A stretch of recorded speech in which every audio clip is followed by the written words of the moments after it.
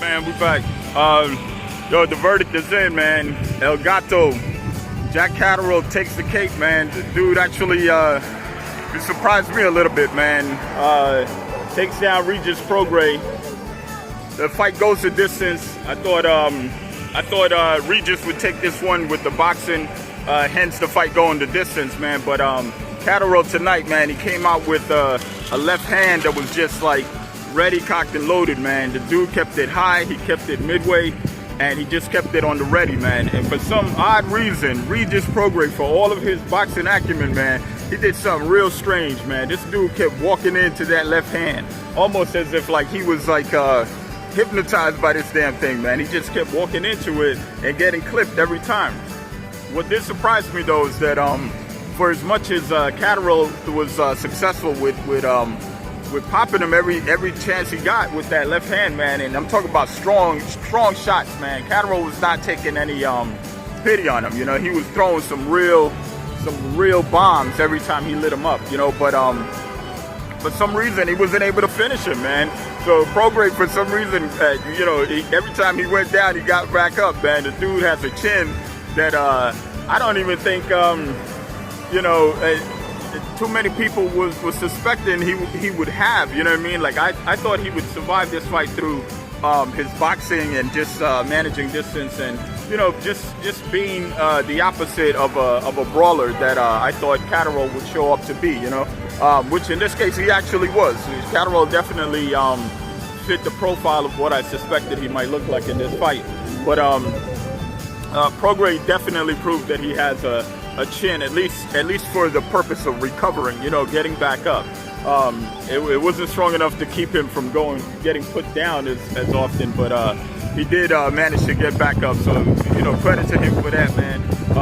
And credit to Catterall, man, because, you know, Catterall actually did win this fight, man. But just the video I dropped leading up to this one, man, I told you I had some suspicions about American fighters fighting over in the UK. And this is an example of what I'm talking about, man. Just look at this scorecard and how far apart they had each of these fighters, how the judges had these fighters.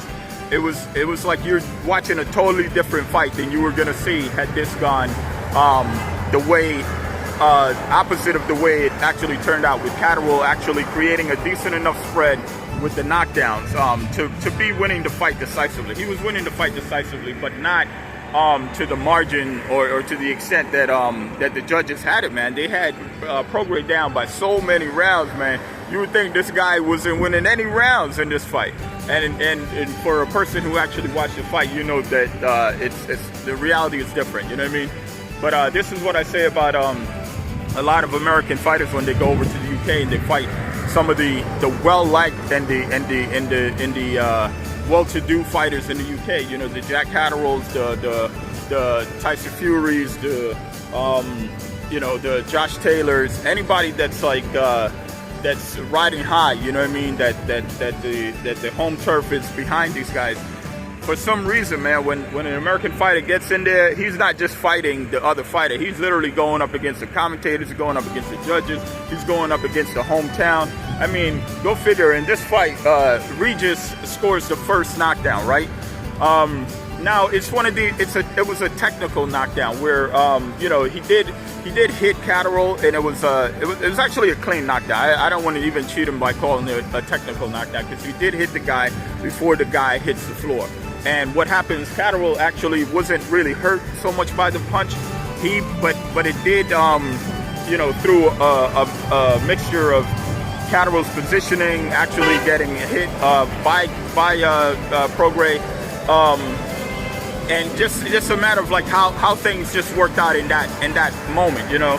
Catterall's coming forward and trying to punch at the same time. He gets hit by Regis, and although Regis doesn't hurt him very much, Catterall does touch the floor. But when you touch the floor with your glove to save yourself from falling down, that's considered a knockdown, right? So that's exactly what happened. And you notice the crowd, they had a whole they damn near had a riot in that motherfucker, because the referee started to count Catterall. Like, hey, you've been knocked down. I got to give you you know, I got to give you your count. You know what I mean?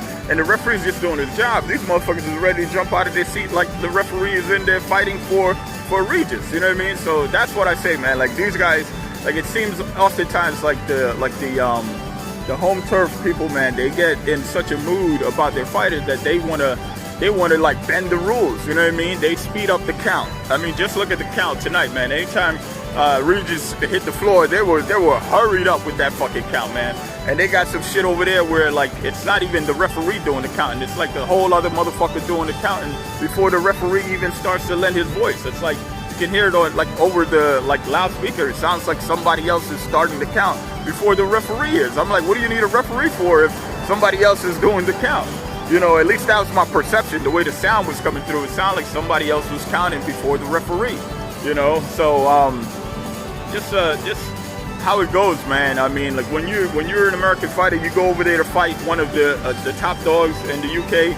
You got to bring your A game, man. It's got to be like you know, fighting here in America when you're fighting like a top ticket seller like a Canelo or a Deontay Wilder. You got to beat these people, man. You can't just be close. You can't just have a good night, and it can't be you know, down to the wire. You got to literally take the lead. You got to take the majority, you know, the bigger pieces of pie, man, to get that win.